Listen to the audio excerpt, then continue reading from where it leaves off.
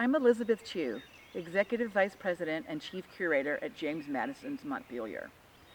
All visitors to Montpelier would have entered through the portico behind me.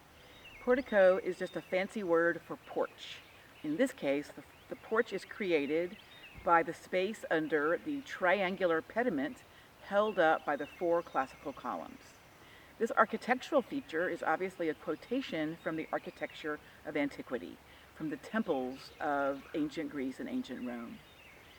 Now, James Madison added this classical portico onto his father's rectangular brick box of a house when he moved here from Philadelphia in 1797 with his new bride, Dolly Payne Todd Madison, her son, and her sister.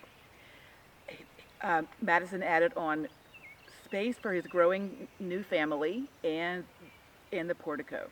Now, this would have been the very first portico on a house in Orange County, Virginia, and it was a very ambitious statement.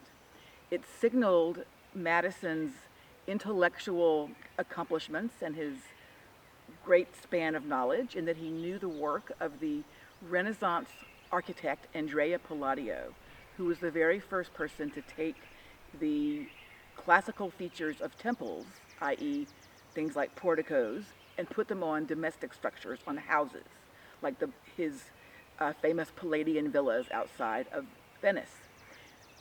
In the United States, in the early nation, the adoption of classical architectural features was a way to connect the ideals of the early American Republic with the civic virtue and small r Republican form of government that the founders saw in the ancient Roman Empire.